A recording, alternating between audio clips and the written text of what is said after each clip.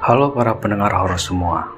Kali ini kita akan menceritakan seorang tukang ojek, yang dimana tukang ojek ini ternyata mengantarkan sesosok hantu yang biasa kita kenal dengan sebutan Miss Kay. Namun bukan hanya sampai di situ saja. Tukang ojek tersebut juga sampai berhubungan intim dengan sosok makhluk tersebut, hingga membuat dirinya mengalami penyakit impotensi dan akhirnya meninggal dunia. Penasaran seperti apakah ceritanya? Maka dari itu, langsung saja kita simak dan dengarkan cerita ini.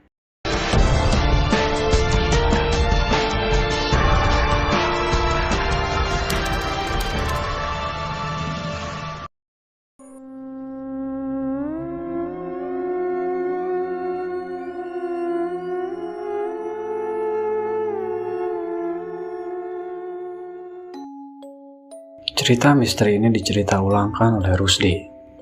Kisah nyata ini dialami oleh teman Rusdi yang bernama Kamino, yang sudah almarhum. Pengalamannya membawa penumpang makhluk dari dunia lain, tak pernah ia lupakan dalam hidupnya.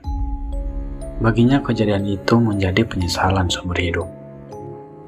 Peristiwa ini terjadi sekitar 20 tahun yang lalu, tepatnya di bulan haji. Tradisi masyarakat Kabupaten Langkat di bulan haji yaitu menggelar hajatan pesta, perkawinan atau sunatan.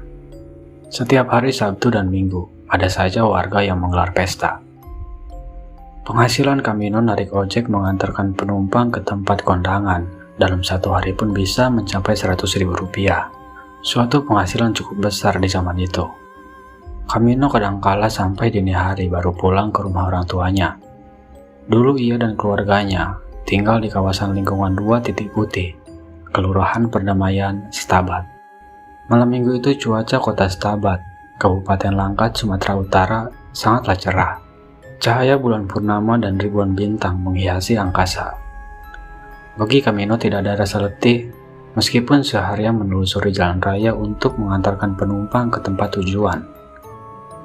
Rencana hendak meminang Aisyah, gadis yang telah dipacarinya selama 2 tahun itu, memotivasi Kamino untuk giat mencari uang. Tengah malam itu, Kamino baru saja mengantarkan penumpang seorang ibu-ibu ke tempat kondangan di Desa Batu Melanggang, Kecamatan Hinai. Malam itu sudah menunjukkan pukul 12 malam. Ia berniat hendak pulang ke rumahnya. Sepanjang perjalanan sampai ke kota Setabat, Kamino tidak mendapatkan penumpang. Tapi begitu tiba di simpang maut Kuala Bingai, Kamino melihat ada seorang perempuan berdiri di pinggir jalan menyetop ojeknya. Kamino berhenti di depan perempuan berambut panjang sebatas pinggul itu. Tubuhnya tinggi semampai, seksi bagai gitar Spanyol, dan sangat indah dipandang mata. "Mas, tolong antarkan aku ke tempat kondangan di Desa Tanjung Beringin," pintanya. Kamino hanya diam membisu, menatap wajah cantik rupawan perempuan itu. Dalam hati sebenarnya, ia malas mengantarkannya. Tapi ia tidak ingin mengecewakan penumpangnya. Rezeki tidak boleh ditolak. Begitu bisik hati Kamino. "Tolonglah mas, yang lagi pesta teman akrabku. Pasti dia marah kalau aku tidak menghadiri pesta pernikahannya," rengek perempuan itu manja. Ia mengedipkan matanya menggoda. Darah Kamino pun menjadi berdesir. "Ayolah mbak," kata Kamino. Perempuan itu lalu menghempaskan bokongnya ke atas sadel sepeda motor. Tangan mulus perempuan itu memeluk pinggang Kamino.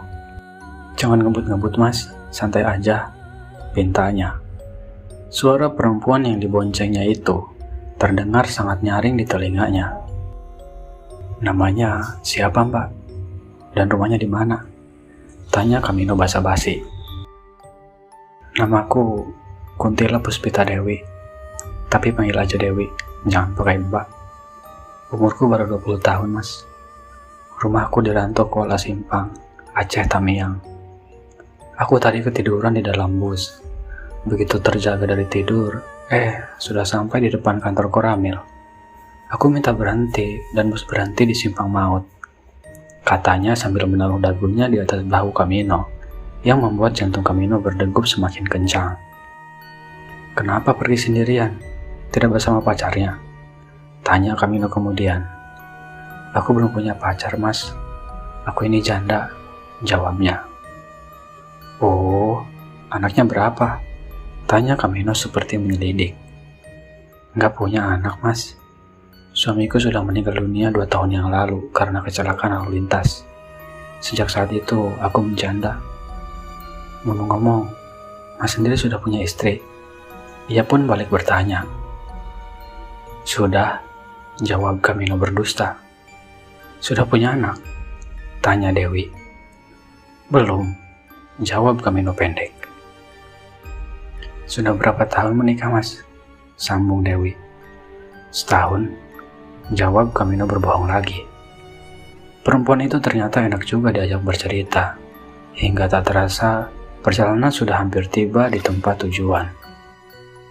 Mas, di simpang Pasar 8 nanti belok kiri ya, kata Dewi. Begitu memasuki simpang Pasar 8 di Kecamatan Hinai, di arah sebelah kiri terlihat ramai tamu undangan keluar masuk menuju ke tempat pesta. Padahal saat tadi Kamino lewat di simpang itu, setelah mengantarkan penumpang ke desa Batu Melenggang, di sana terlihat sepi. Kenapa sekarang terlihat ramai ya? Bisik hatinya merasa heran. Tapi orkes dangdut yang menyemarkan pesta pernikahan malam itu membuat Kamino terlena dan larut dalam suasana gembira. Kedatangan Dewi disambut peluk cium penyambut tamu. Kamino diperkenalkan sebagai pacar barunya. Pemuda itu hanya senyum-senyum saja. Mas, tunggu di sini sebentar ya. Dewi mau menemui pengantin wanita, katanya. Kamino pun hanya mengangguk.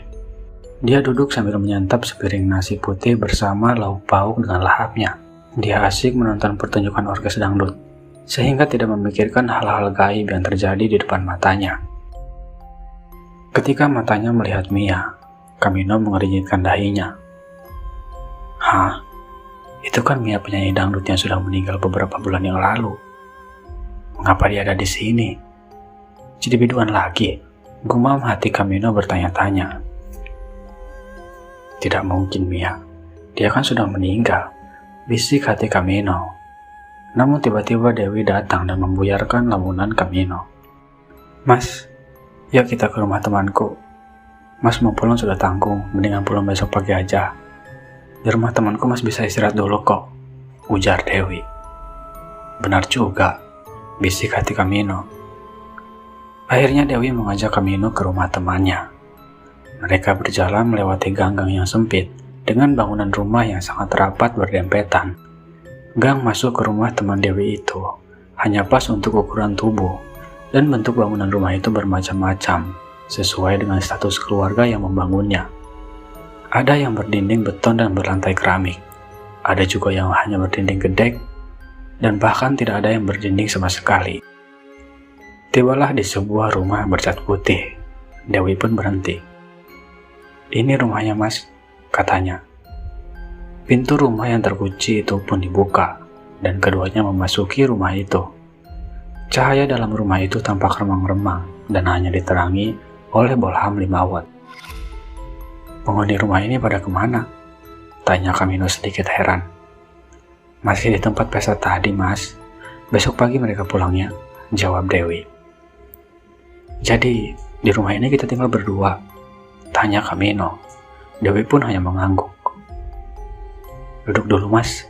Kita ngobrol sambil minum kopi, ujar Dewi. Kamino pun hanya mengangguk. Dewi selain menyeduh kopi hangat, ia juga ganti pakaian. Begitu ia muncul sambil membawa minuman, Dewi mengenakan busana tipis tembus pandang. Kamino pun terperangah. Darah kejantanannya berdesis seperti ular kobra mendeteksi buruannya, dan nafsu birahinya sekonyong-konyong bangkit. Dewi hanya tersenyum-senyum mengerlingkan bola matanya untuk menggoda. Ini Mas kopinya, kata Dewi sambil duduk merapat. Tanpa malu ia sandarkan kepalanya di tubuh Kamino.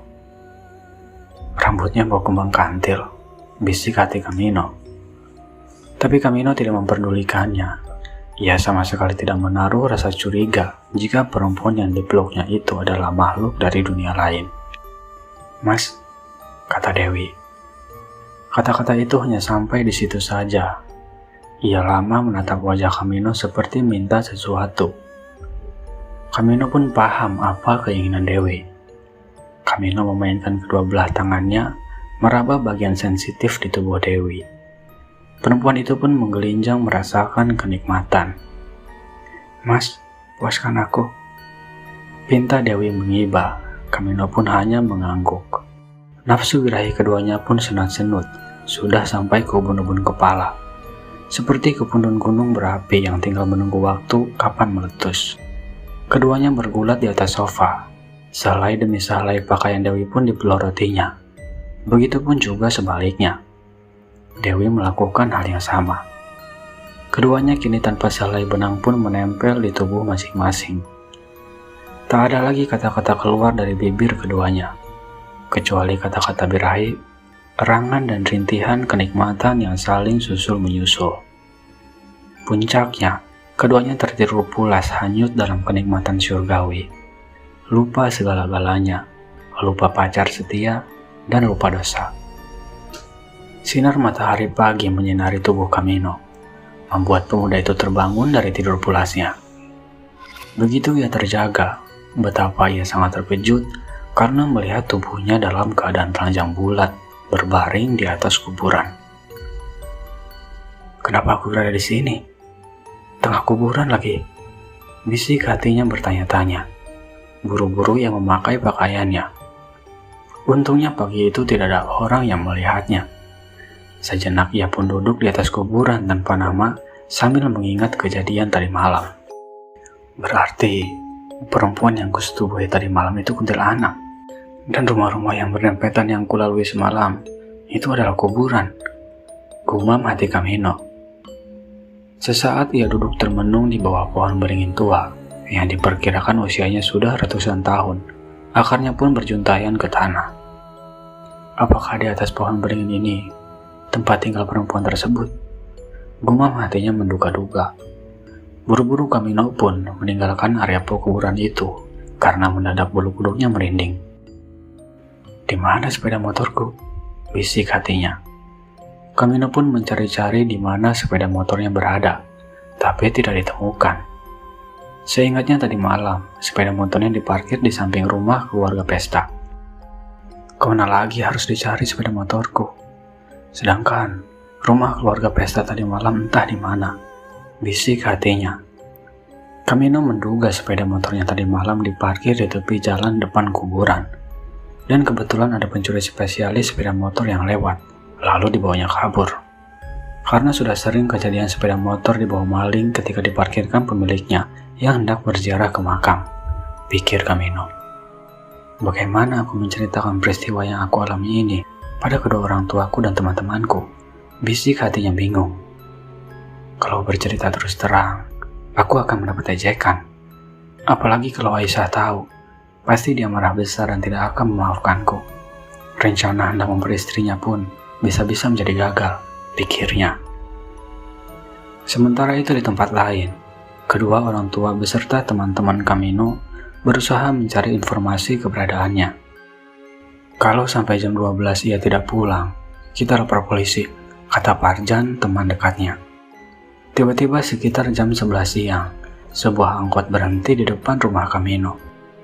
"Itu dia pulang, panjang umurnya," teriak temannya yang duduk di teras rumah Kamino sambil ngobrol membicarakan dirinya. Wajah Kamino pun terlihat pucat pasi seperti kurang tidur. Ia pun diberondong pertanyaan dari ibunya. "Mengapa kau tidak pulang?" tanya ibunya. "Aku dirampok. Sepeda motorku dilarikan perampok. Aku tidak berani pulang sendirian. Malam tadi aku juga tidur di pos jaga," katanya berdusta. "Ibu kan sudah bilang kalau narik ojek siang hari saja. Kau tidak pernah mau dinasihati orang tua sih," kata ibunya. Aisyah pun rupanya sudah mendengar berita bahwa Kamino tidak pulang tadi malam. Gadis itu pun menemuinya selepas tengah hari. "Sudah aku bilang, malam hari jangan narik ojek. Mas bandel sih tidak mau dinasihati," kata Aisyah ketika mereka berdua bertemu di rumah orang tua Kamino. "Ibuku juga tadi berkata seperti itu," kata Kamino. Sejak mengalami peristiwa itu, Kamino tidak lagi berani narik ojek di malam hari. Namun kejadian aneh yang dialami Kamino tidak hanya cukup sampai di situ saja. Saat tidur malam, Ia sering mengalami mimpi berhubungan intim dengan Kuntilawati Puspita Dewi. Namun anehnya, kemaluan Kamino kian hari kian menciut dan tak lagi bisa ereksi. Kamino menjadi gelisah, bagaimana mungkin dia bisa membahagiakan Aisyah nanti. Berbagai obat kuat seperti yang diiklankan di koran sudah Kamino coba. Apakah berbentuk minyak oles, krim, pil, sampai vakum pembesar, tapi hasilnya nihil. Akhirnya Kamino pun menemui seorang dukun. Kepada sang dukun, ia menceritakan kejadian yang menimpanya tempo hari. "Lemah syahwatmu ini tidak dapat disembuhkan," kata sang dukun sambil menggeleng-gelengkan kepala. "Mengapa tidak dapat disembuhkan, Mbah?" tanya Kamino kaget. "Kecenteranmu sudah diambilnya. Kamu hanya bisa ereksi kalau berhubungan intim dengan dia, walaupun itu hanya dalam mimpi," kata dukun itu menjelaskan. "Tolonglah Mbah, jangan sampai dia datang lagi dalam mimpiku." Kamino pun memohon. Mbah dukun pun mengabulkan permintaannya. Kamino diberi jimat berupa kain hitam yang diikatkan di pinggangnya. "Kalau kamu ingin menikmati hubungan suami istri dengan Kuntila Puspita Dewi, lepaskan jimat ini. Kalau tidak mau, kamu ikatkan di pinggang," kata Mbah dukun menjelaskan kegunaan jimat yang diberikannya. Benar saja, ketika Kamino memakai jimat itu, dia tak lagi bermimpi berhubungan intim dengan Kuntila Puspita Dewi. Namun kadangkala, keinginan nafsu tak dapat ditahannya. Dia melepaskan jimat itu, dan dia dapat menikmati hubungan intim dengan perempuan makhluk tersebut, walau hanya dalam mimpi. Kamino mencari dukun lain, tapi hasilnya tetap sama. Sudah puluhan dukun didatanginya, tapi kesembuhan yang diharapkannya tidak pernah menjadi kenyataan. Saat itu Kamino pun dihadapkan pada sebuah dilema. Memutuskan hubungan cinta dengan Aisyah sungguh tidak mungkin, apalagi keperawanannya sudah aku renggut. Pasti ia akan minta tanggung jawab dari diriku. Bagaimana aku ini? Apakah aku harus bunuh diri saja? Kalaupun harus menikah dengannya, pasti ia kecewa, karena tidak dapat memuaskan nafsu birahinya. Bisik hatinya memikirkan problema yang dihadapinya. Kamino pun akhirnya berketetapan hati memilih menikahi Aisyah. Singkat cerita, malam pertama dengan Aisyah persis seperti apa yang ia bayangkan sebelumnya. "Abang pasti sering jajan dengan PSK ya?" tuduh Aisyah. "Jangan menuduh sembarangan," bantah Kamino. "Buktinya, abang kehilangan keperkasaan. Kalau abang tidak selingkuh, lalu apa yang menyebabkan keperkasaan abang hilang?" tanya Aisyah. Di malam itu terjadi pertengkaran. Aisyah sangat kecewa sekali. Soalnya ia juga pernah merasakan kenikmatan surgawi saat berhubungan intim di luar nikah bersama Kamino. Namun kini, setelah resmi menikah, kenikmatan itu tiba-tiba menghilang. Kamino menjadi bingung, apakah harus berterus terang dan menjelaskan pada Aisyah atas apa yang sebenarnya terjadi, atau ia harus tetap berdusta. "Aku harus jujur pada Aisyah, terserah nanti bagaimana ia menanggapinya," bisik hatinya kemudian. Akhirnya Kamino menceritakan peristiwa yang dialaminya beberapa waktu lalu. Aisyah hanya diam membisu. Sepanjang malam itu keduanya tidak dapat tidur. Ketika Aisyah menyatakan kepada kedua orang tuanya hendak bercerai dengan Kamino, mereka sangat terkejut. Demikian pula dengan kedua mertuanya. Tapi setelah dijelaskan Aisyah, akhirnya kedua orang tua dan mertuanya dapat memahaminya. Aisyah melakukan gugatan cerai ke pengadilan agama dengan alasan suaminya tidak dapat memberikan nafkah batin. Gugatan itu pun akhirnya dikabulkan pengadilan setelah ada surat dari dokter ahli kandungan yang menyatakan bahwa Kamino menderita impotensi yang sifatnya permanen. Hanya 6 bulan berstatus janda, Aisyah pun mendapat pendamping hidup duda tanpa anak. Istri pertama suaminya meninggal dunia bersama bayi pertamanya saat melahirkan. Kini Aisyah bersama suaminya merajut hari-hari yang bahagia. Kebahagiaan pasangan suami istri ini menjadi sempurna ketika Aisyah mengandung anak pertama, dan kini Aisyah sudah dikaruniai 4 orang anak dan mulai beranjak remaja. Berbeda dengan Kamino, dia harus menjalani hari-hari dalam hidupnya seorang diri. Ketika ia tak sanggup lagi menahan gejolak nafsu birahinya, Kamino pun melepaskan jimat yang terikat di pinggangnya. Kuntila Puspita Dewi selalu datang dalam mimpinya. Mereka berdua menikmati hubungan suami istri. Yang anehnya, di dalam mimpinya itu, kemaluan Camino berubah menjadi perkasa. Dan begitu ia terjaga, celana dalamnya dibasahi cairan sperma. Namun ternyata dampak dari hubungan intim itu, meskipun hanya dalam mimpi, mendatangkan penyakit kanker prostat. Pada mulanya Camino tidak menghiraukan penyakitnya itu. Tapi kemudian, ia tidak sanggup lagi menahan rasa sakit saat hendak buang air kecil. Keluarganya pun segera membawanya ke rumah sakit. Ia pun harus menjalani operasi pengangkatan sel-sel kanker. Karena penyakit kanker yang dideritanya termasuk kanker ganas. Pada operasi ketiga, Camino pun berpulang ke rahmatullah.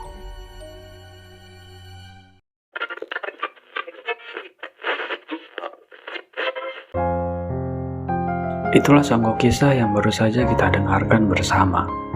Semoga dapat menghibur para pendengar yang ada di rumah maupun yang ada di seluruh penjuru bumi. Mohon maaf jika ada kata-kata yang kurang jelas atau ketidakjelasan yang lainnya. Sampai berjumpa lagi di lain cerita, dan jangan lupa untuk beristirahat.